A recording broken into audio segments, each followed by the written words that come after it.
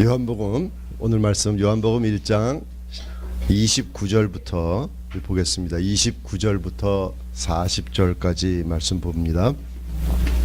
29절부터 40절까지 같이 보겠습니다. 우리 한 절씩 제가 교독하겠습니다. 제가 먼저 읽죠. 찾으셨으면 아멘. 이튿날 요한이 예수께서 자기에게 나아오심을 보고 가로되 보라 세상 죄를 지고 가는 하나님의 어린 양이로다. 내가 전에 말하기를 내 뒤에 오는 사람이 있는데 나보다 앞선 것은 그가 나보다 먼저 계심이라 한 것이 이 사람을 가리킴이라. 나도 그를 알지 못하였으나 내가 와서 물로 세례를 주는 것은 그를 이스라엘에게 나타내려 함이라 하니라. 요한이 또 증거하여 가로되 내가 보매 성령이 비둘기같이 하늘로서 내려와서 그의 위에 머물렀더라. 나도 그를 알지 못하였으나 나를 보내어 물로 세례를 주라 하시니 그이가 나에게 말씀하시되 성령이 내려서 누구 위에든지 머무는 것을 보거든 그가 곧 성령으로 세례를 주는 이인 줄 알라 하셨기에 내가 보고 그가 하나님의 아들이심을 증거하였노라 하니라. 또 이튿날 요한이 자기 제자 중 두 사람과 함께 섰다가 예수의 다니심을 보고 하나님의 두 제자가 그의 말을 듣고 예수를 좇거늘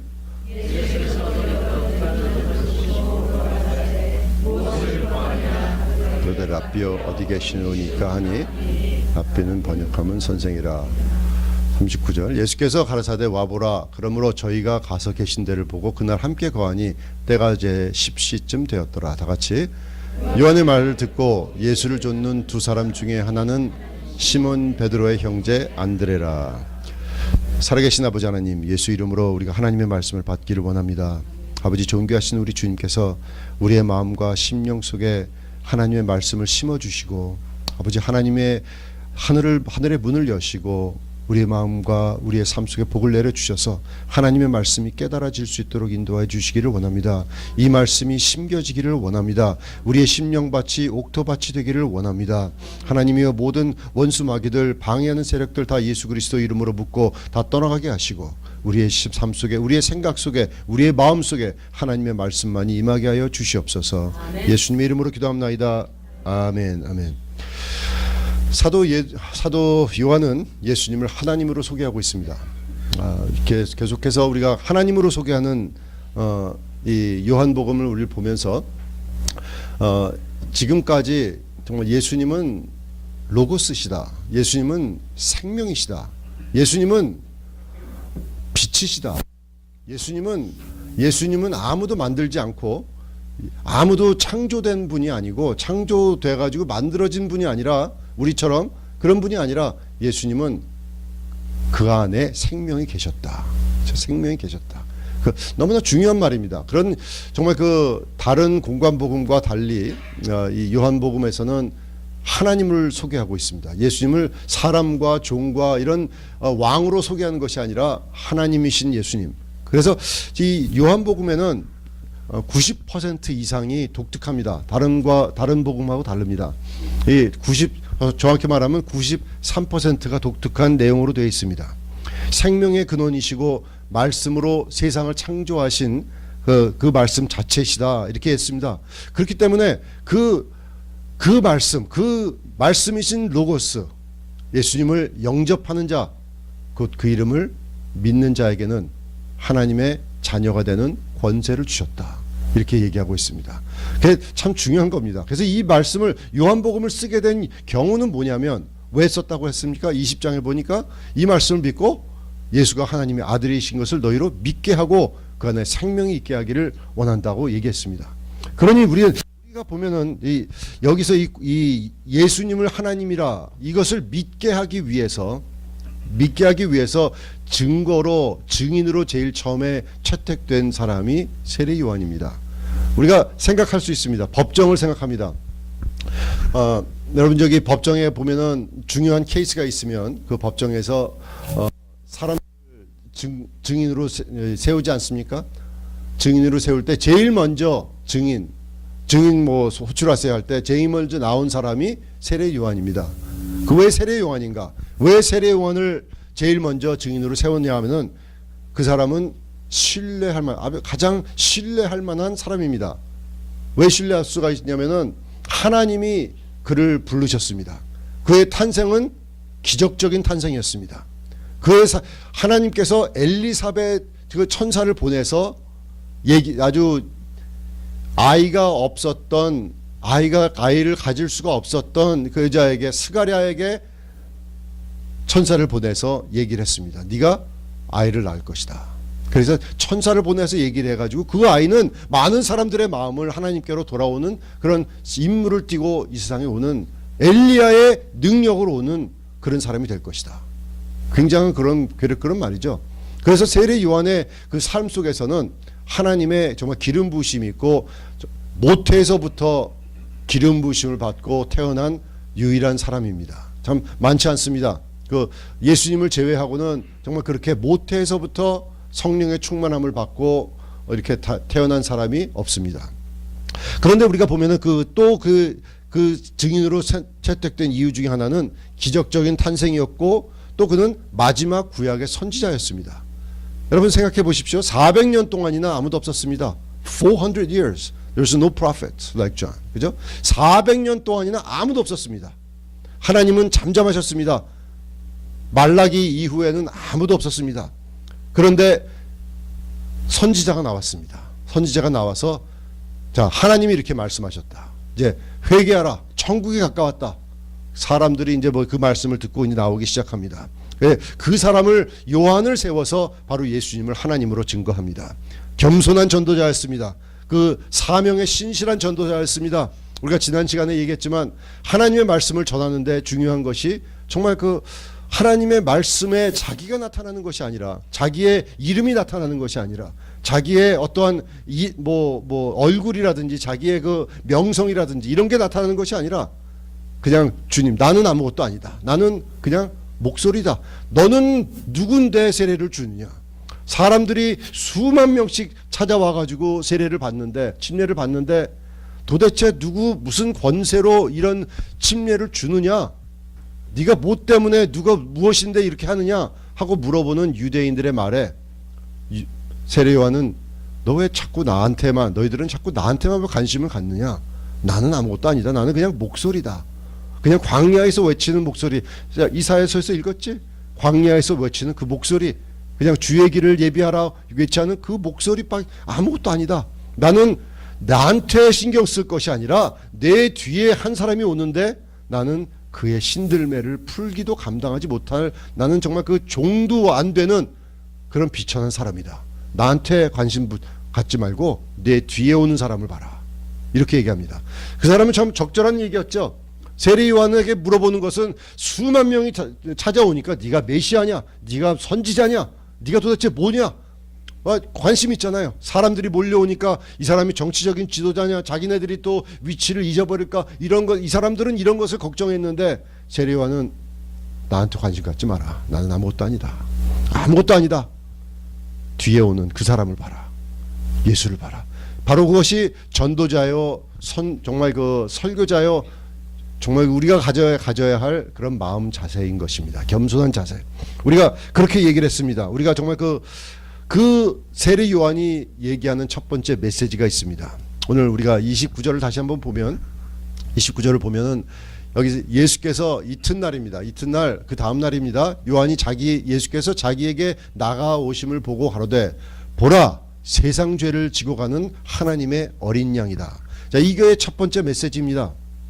세상 죄를 지고 가는 것이 하나님의 어린 양이시다. 이게 메시아다.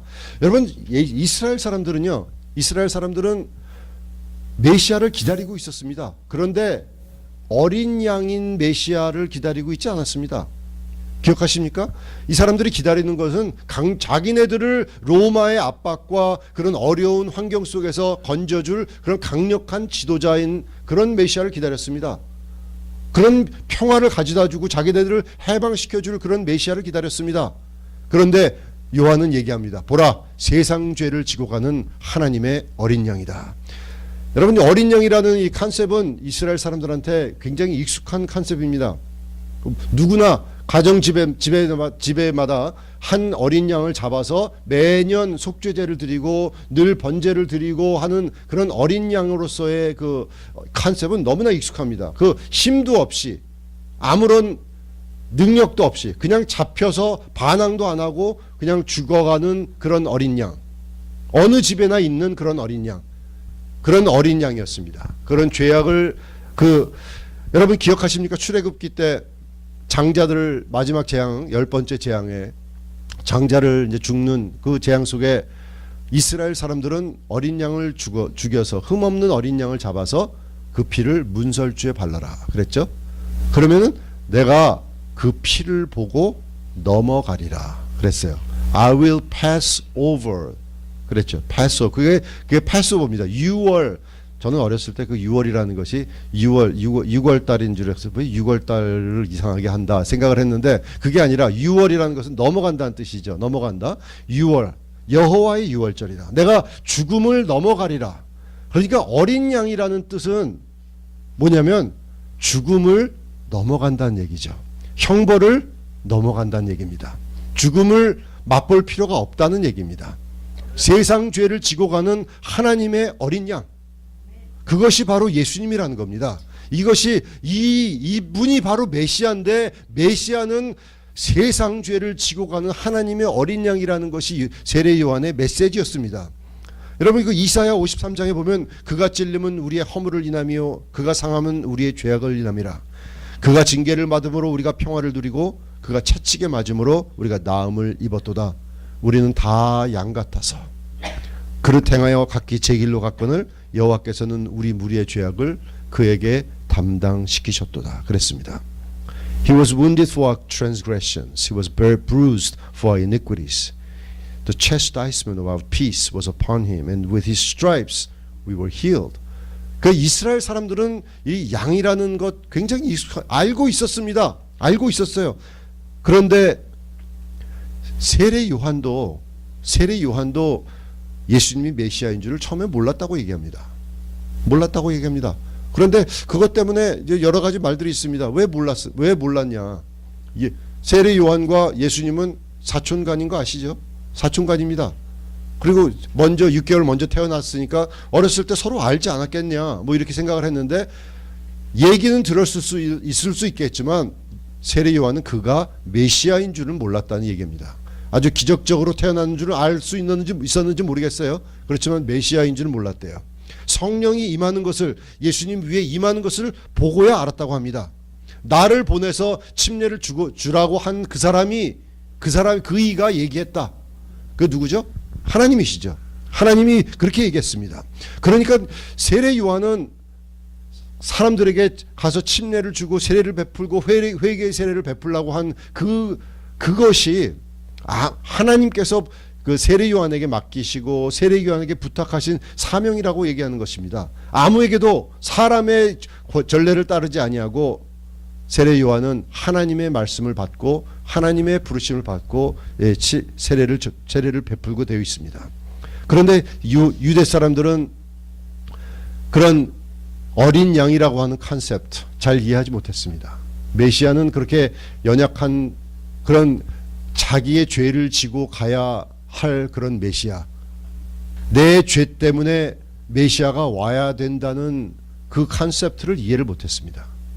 여러분 그게 바로 준비라는 것입니다. 그거 얼마나 중요한 것인지 아십니까? 우리는 우리의 삶 속에서 주님이 내가 매일매일 필요하십니까? 내가 정말 나의 삶 속에 나의 삶 속에 예수님이 매일 필요하십니까? 순간순간마다 나는 주님이 없이는 살 수가 없다. 우리 늘 말하잖아요. 늘 내가 주님 필요합니다. I need you, I need you, I love you 얘기하지만 정말 주님께서 나의 죄를 위해서 오셔야만 했다는 사실을 여러분 깨달으시냐고요. 여러분 그게 얼마나 중요한 것인지 모릅니다. 구원이라고 하는 것은 정말 진정한 구원이라는 것은 나는 죽을 수밖에 없는 죄인이구나. 나는 어쩔 수 없는 죄인이구나. 이것이 깨달아지지 않는다면 여러분 구원은 없습니다. 목사님 어떻게 이렇게 엄청난 말을 할 수가 있습니까? 그렇습니다. 그것이 안 깨달아진다면 구원은 없습니다. 내가 죄인도 아닌데 왜 예수님이 필요합니까? 죄인이 아닌데 내가 왜 예수님이 필요하냐고 말해요. 예수님이 왜 나의 죄를 위해서 돌아가 주신 것에 대한 감사가 있을 수가 있느냐고요. 없습니다. 그 예수님을 영접할 수가 어떻게 할 수가 있어요? 내가 죄인이 아닌데. 안 되죠. 죄인이 아니라면 예수님이 필요 없습니다. 그것이 바리새인들과 사두개인들과 유대인들의 잘못이었습니다. 자기네들이 메시아가 필요한 것은 자기네 형편과 자기의 위치와 그런 이 로마가 자기네들을 압박하고 마치 일제가 우리를 압박하듯이 그런 것에서 해방시켜주는 메시아를 기다렸습니다. 그런데 내 개인적으로는 메시아가 필요가 없었어요. 우리 국가적으로는 필요했습니다. 우리 환경에서는 필요했습니다. 그렇지만 개인적으로는 필요가 없었어요. 세례 요한이 얘기합니다. 세상 죄를 지고 가는 하나님의 어린 양이다. 바로 이분이 메시아다. 이것이 메시지였습니다. 그런데 바리새인들은 왔었습니다. 사람들이 몰려오니까 같이 와가지고 도대체 무엇이냐 하고 오니까 오히려 이들에게 세례 요한은 뭐라고 그랬습니까? 누가 너희더러 임박한 진노를 피하라고 하더냐 하면서 외치던 사람이 세례 요한이었습니다. 이 사람은 세상 죄를 지고 가는 하나님의 어린 양이다. 첫 번째 메시지였습니다. 그 다음 절 우리가 봅니다. 30절 우리가 보면 내가 전에 말하기는 내 뒤에 오는 사람이 있는데 나보다 앞선 것은 그가 나보다 먼저 계셨다. 31절 나도 그를 알지 못하였으나 내가 와서 물로 세례를 주는 것은 그를 이스라엘에게 나타내려 함이라 하니라. 바로 세례 요한이 이제 무엇 때문에 왔는지 거기에서 얘기하고 있죠. 32절 또 증거하여 가로되 내가 보매 성령이 비둘기같이 하늘로서 내려와서 그의 위에 머물렀더라. 이것을 봤습니다. 성령이 주님께서 이제 세례를 받으시면 침례를 받으시면서 올라올 때 성령이 임하는 것을 봅니다. 자, 33절 나도 그를 알지 못하였으나 얘기하죠. 그는 하나님이 말씀하시되 성령이 내려서 누구 위에든지 머무는 것을 보거든 그가 곧 다 같이 성령으로 세례를 주느니 성령으로 세례를 주는 이가 바로 예수님이시다. 자, 이것이 두 번째 메시지입니다. 주님께서는 성령으로 메시지를 준다 이겁니다. 예수님께서는 성령으로 세례를 주는 분이시다. 지난 시간에 우리가 침례에 대해서 잠시 얘기했습니다. 침례라는 것은 지금 세례 요한은 회개의 침례를 우리가 베풀었지만 이거 사람들은 우리가 왜 침례를 받아야 되는가? 우리는 곧 제자가 되면 예수님께서 명령하실 때 거기서 온 족속으로 제자를 삼아 아버지와 아들과 성령의 이름으로 세례를 주고 그랬죠. 그 말씀에 순종하여서 우리가 세례를 받습니다. 침례를 받습니다. 그것이 우리가 해야 될 일입니다. 그래서 그렇게 받지만 오늘은 보면은 이 성령 세례에 대해서 우리가 좀 얘기를 좀 해보기 원합니다. 주님께서 분명히 성령으로 세례를 준다 얘기했잖아요. 이 침례라는 것은 완전히 잠긴다는 얘기입니다. 그래서 성령 침례라는 것도 성령에 잠긴다는 그런 뜻이 됩니다. 성령으로 침례를 예수님께서 주겠다고 얘기했는데 요한복음 20장에 보면은 숨을 내쉬면서 성령을 받아라 이렇게 예수님께서 그러셨어요. 부활하신 다음에 숨을 내쉬면서 성령을 받아라 이렇게 얘기하는데 사도행전 1장 8절에 우리가 잘 아는 말씀에 뭐라고 되어 있습니까? 오직 너희 권능이 너에게 임하시면 성령이 너에게 임하시면 너희가 권능을 받고 온 유대와 예루살렘과 사마리아와 땅끝까지 이르러 내 증인이 되리라 그랬어요. 그래서 사도행전의 모든 것은 바로 온 예루살렘과 온 유대와 사마리아 땅끝까지 복음을 전하는 성령의 역사가 사도행전의 역사입니다. 그런데 이 성령께서 오순절에 제자들에게 임합니다. 40일간 그때 오순절에 기도를 하면서 오순절이 끝나는 날에 성령께서 임하시고 그들에게 정말 비둘기같이 혀처럼 정말 그 비둘기같이가 아니라 혀처럼 불꽃처럼 임하시는 성령을 다 경험했습니다. 거기서 성령 세례를 받습니다. 제자들이.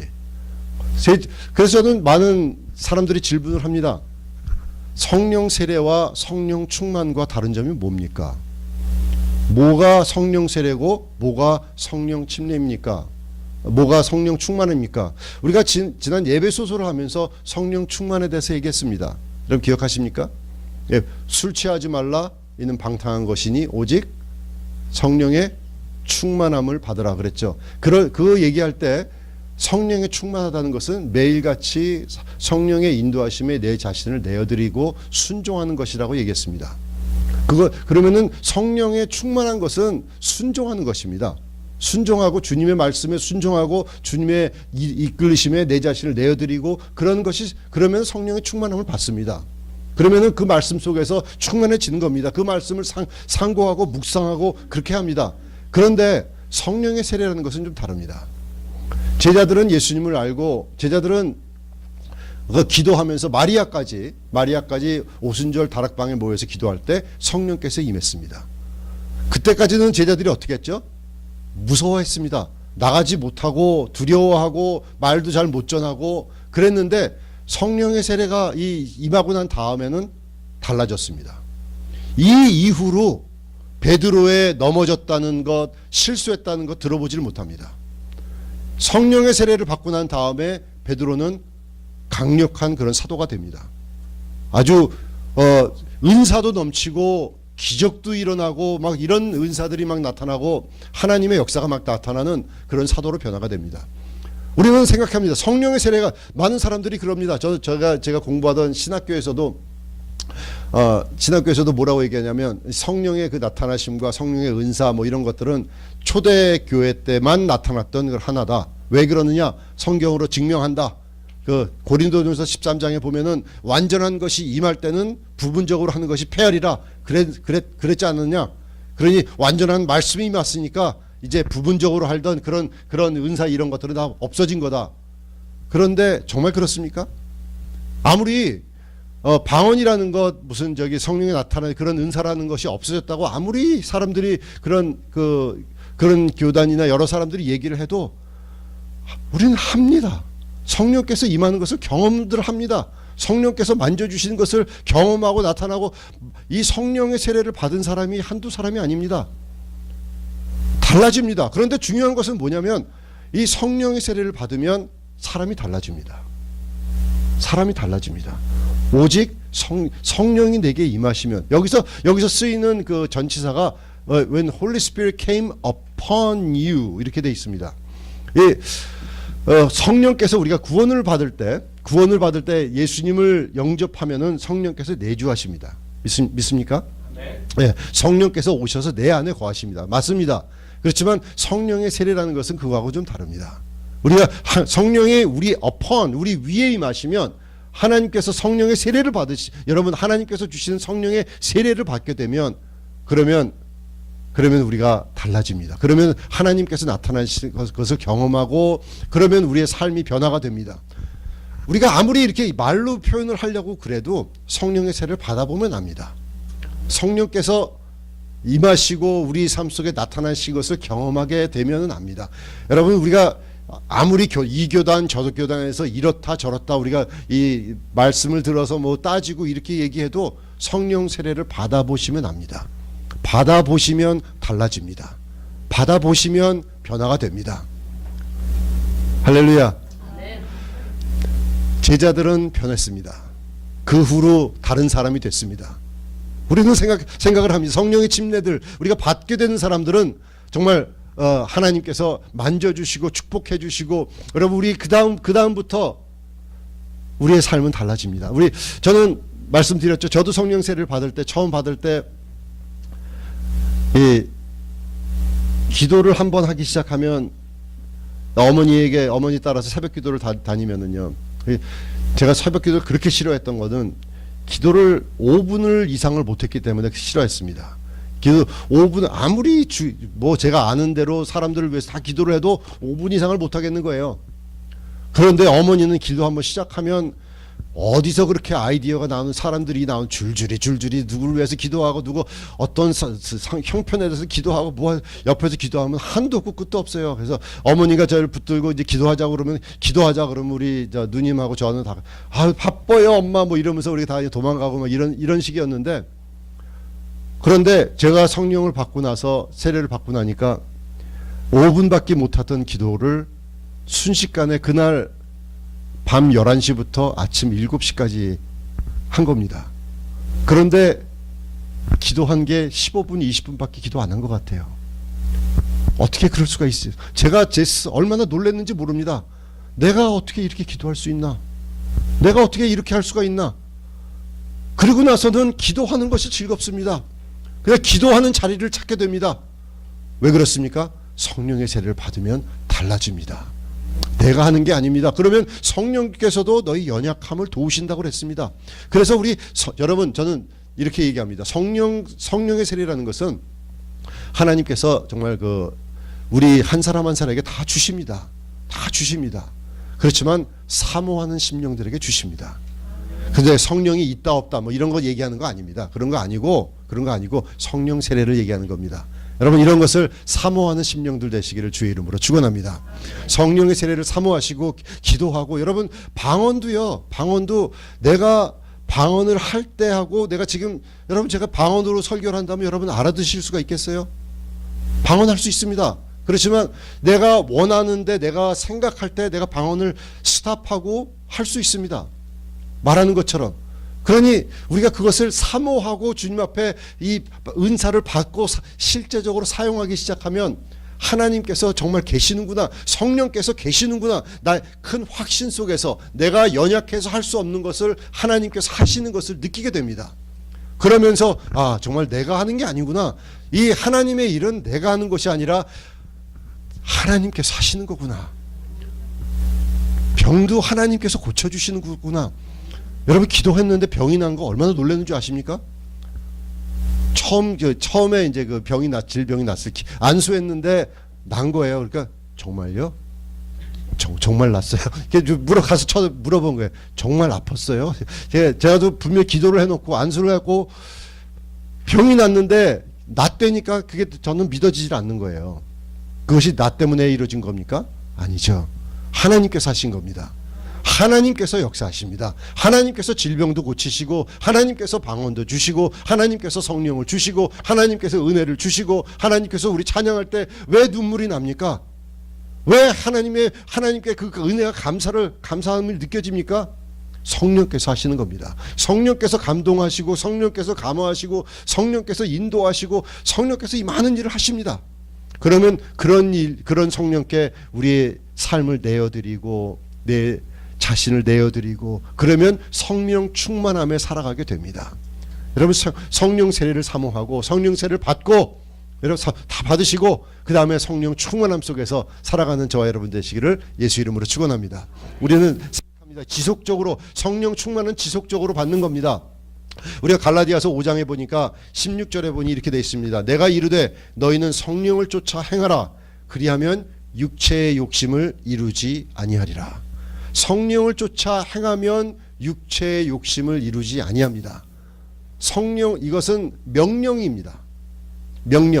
명령이라는 것은 지금 앉아있는 분에게 일어나라, 우리가 찬양하는 것처럼 일어나라 하면은 일어날 수 없는 사람한테 명령할 수 있습니까? 그렇지 않죠. 일어나라 하면은 조셉 집사님 일어나세요.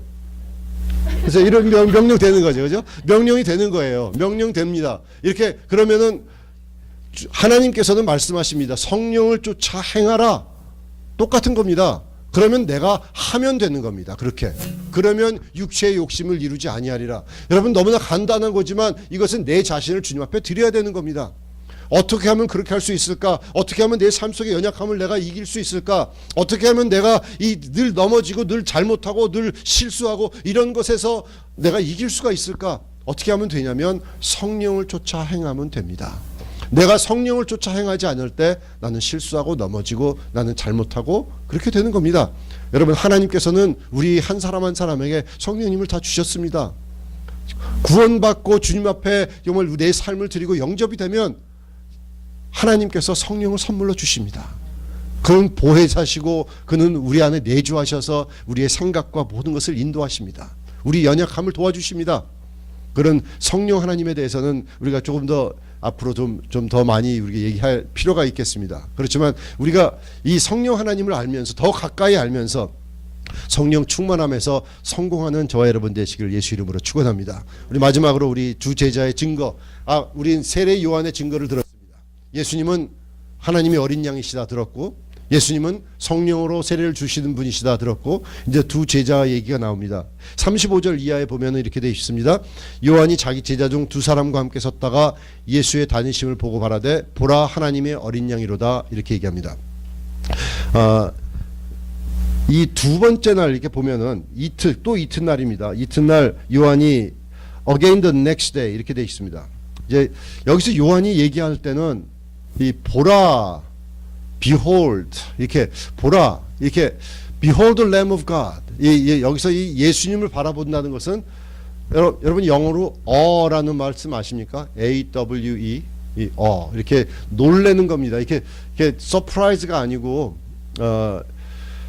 이것을 어떻게 표현하냐면, 왜 우리 영어로 awesome 이렇게 얘기하는 거 아시죠? awesome 이렇게 얘기해. 이 어라는 것은 너무나 기가 막히고 너무나 놀랍고 너무나 신기하기도 하고 이런 것들 가지고 어라고 얘기합니다. awesome 그런 거 얘기합니다. 예수님을 바라보고 너무 awesome한 겁니다. 너무 보라 하나님의 어린 양이로다.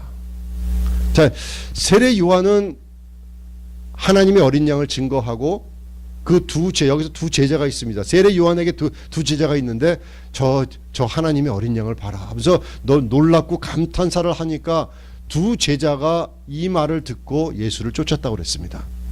그러니까 세례 요한도 자기 제자도 필요 없다. 예수, 내 제자가 아니라 예수님한테 가라.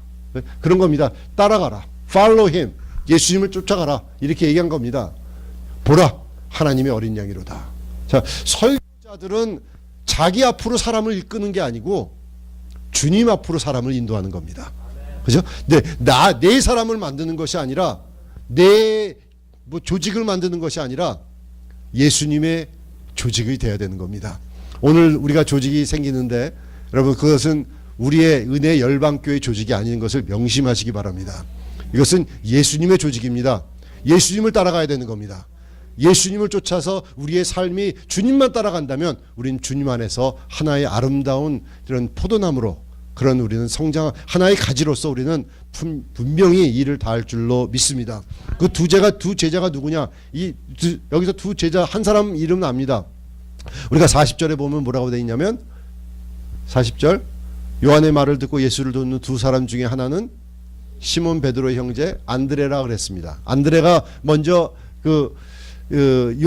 세례 요한을 쫓아다서 제자가 됐습니다. 빈들에 와서 요한을 따라서 제자가 됐다는 것, 그 하나만 보고도 이 두 사람들은 정말 진실을 쫓아서 정말 그 궁금한 그런 것들을 찾던 사람인 줄 알고 있습니다. 그런데 다른 제자에 대해서는 얘기를 안 합니다. 다른 제자 이름은 얘기 안 합니다. 그런데 누군지를 압니다. 누군지 아십니까? 이거 뭐 이렇게 뭐 트릭 퀘스천은 아닙니다. 요한복음에 쭉 읽다가 자기 자신에 대해서는 얘기를 안 하죠. 그냥 예수님을 사랑하는 그 제자, 그죠? 그렇게만 얘기합니다. 자기는 표현 안 하는 그 제자. 그러니까 이 두 제자 중에 한 사람은 이 안드레고 또 하나는 요한이 자신이었습니다. 그러니까 한 사람은 처음에 증거한 사람은 세례 요한이고 그 다음에 두 제자, 예수님을 쫓아갔던 두 제자는 안드레와 요한이 쫓아간 겁니다. 자기 자신을 소개한 겁니다. 그래서 우리는 생각합니다. 예수님을 알고 어린 양을 알고 그 어린 양이 세상 죄를 지고 가는 그 하나님의 어린 양이라는 것을 깨닫게 되면 그러면 쫓아가는 겁니다. 그러면 쫓아가게 되는 것입니다. 이 두 제자에 대해서는 다음 주에 또 얘기하겠습니다. 할 말이 더 있지만 우리 오늘 이 생각을 합시다. 이 말씀을 통해서 우리가 마음속에서 깊이 생각해야 될 것은 무엇이냐? 우리는 주님께서 하나님의 어린 양이라는 것을 깨달았다는 사실을 알면서 이 바리새인과 사두개인들, 이 성경을 잘 알았던 사람들이 삶에 실패했습니다. 구원받지 못했습니다. 왜 그랬습니까? 하나님의 어린 양이 자기에게는 필요가 없었습니다. 자기는 죄인이라는 의식이 없었습니다. 주님을 개인적으로 알지를 못했습니다. 그러니 오늘 이 말씀을 받는 저와 여러분들에게는 정말 예수님을 개인적으로 아는 그런 깊은 관계 속에 들어가는 저와 여러분 되시기를 예수 이름으로 축원합니다. 그런 관계 속에서 하나님께서 성령의 세례를 주십니다. 그런 세례를 사모하면서 정말 여러분 삶 속에 하나님의 터치하심을 경험하는 자들이 되시기를 예수 이름으로 축원합니다. 우리는 책으로 읽는 것이 아니라 지식으로 아는 것이 아니라 우리는 우리 삶 속에서는 예수님을 그냥 옆에 집사님이 아는 그 하나님이 아니라 나의 하나님, 나의 주님, 나의 반석이시오, 나의 방패시오, 나의 모든 것이 되신 우리 하나님이신 것을 믿고 따라가는 저와 여러분 되시기를 예수 이름으로 축원합니다. 살아계신 아버지 하나님 은혜를 감사합니다. 우리 주님을 어린 양인 것을 알고 따라가는 삶이 그리스도인의 삶입니다. 우리 한 사람 한 사람 정말 주님을 따라가는 그런 삶이 되기를 원합니다. 아버지 예수 이름으로 간절히 바랐고 나오니 우리는 아버지 책에서 성경책에서 보는 예수님이 아니라 나를 사랑하사 나를 위해서 십자가에 죽으신 그 예수님을 믿는 믿음 안에서 살아가는 그런 우리 한 사람 한 사람 될 수 있도록 주님 인도하여 주시옵소서. 아버지 우리가 그런 주님을 개인적으로 깊이 사랑하고 따르고 주님 앞에 예배드리며 예배 성공하는 우리가 예배 중심적으로 살아가는 우리가 되게 도와주시옵소서. 예수님의 이름으로 기도합나이다. 아멘. 아멘.